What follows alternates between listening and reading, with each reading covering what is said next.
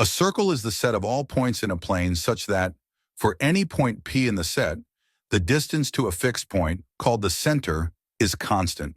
Specifically r, the radius of the circle.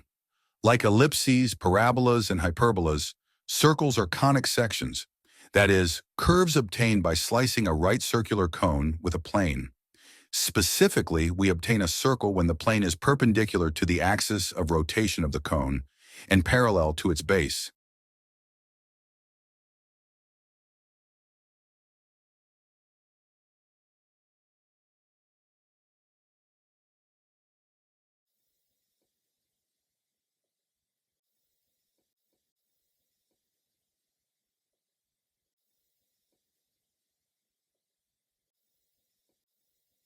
The center and the radius are the defining elements of a circle. The center of a circle is a fixed point in a plane around which the circle is constructed. Specifically, all points on the circle are equidistant from the center. This means that any two radii have the same length. The radius is a line segment from the center to any point on the circle. The length of the radius is half the length of the diameter. A diameter is any line segment that passes through the center and has its endpoints on the circle. Its length is twice the length of the radius. A circle has an infinite number of diameters. Each of these diameters is an axis of symmetry that divides the circle into two congruent halves called semicircles. A central angle is an angle whose vertex is the center of a circle and whose sides are two radii. The endpoints of the two radii lie on the circle and determine an arc that subtends the central angle. A chord is a line segment whose endpoints lie on the circle.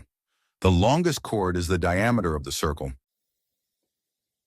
The sagitta is the height of an arc, i.e., the distance from the midpoint of the arc to the midpoint of its base. Lastly, a secant line is a line that intersects a circle at exactly 2 points. Secant lines always cross the circle, unlike tangent lines, which only touch the circle at 1 point. We can draw infinitely many secant lines that intersect a circle.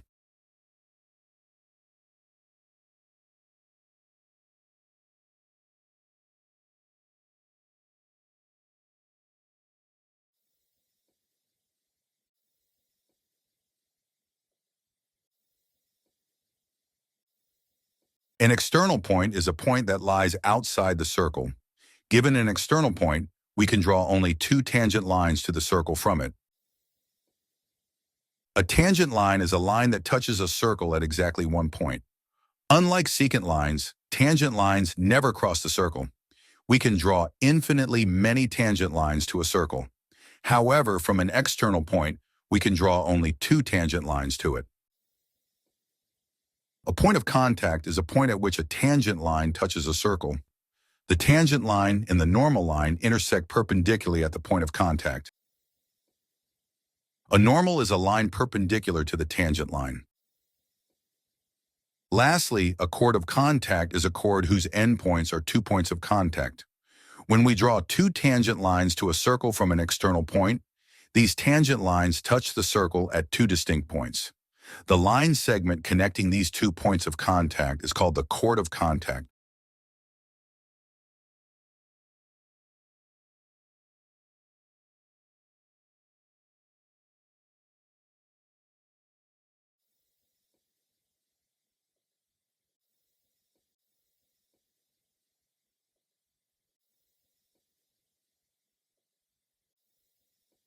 An arc is the distance between 2 points along the circumference of a circle.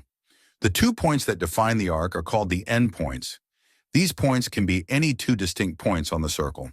An arc is associated with the angle formed at the circle's center by radii drawn from the center to each of the endpoints. This angle is known as the central angle. The length of the arc is directly related to the measure of this angle and the length of the circle's radius.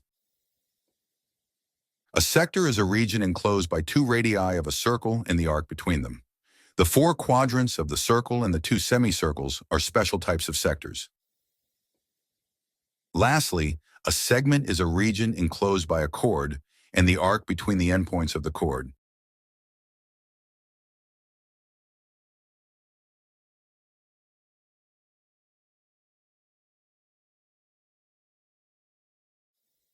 The circumference of a circle is the distance around the circle, i.e. its length.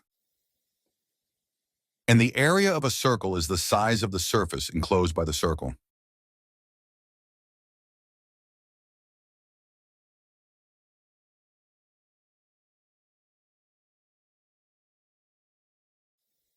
Like, share, and leave a comment.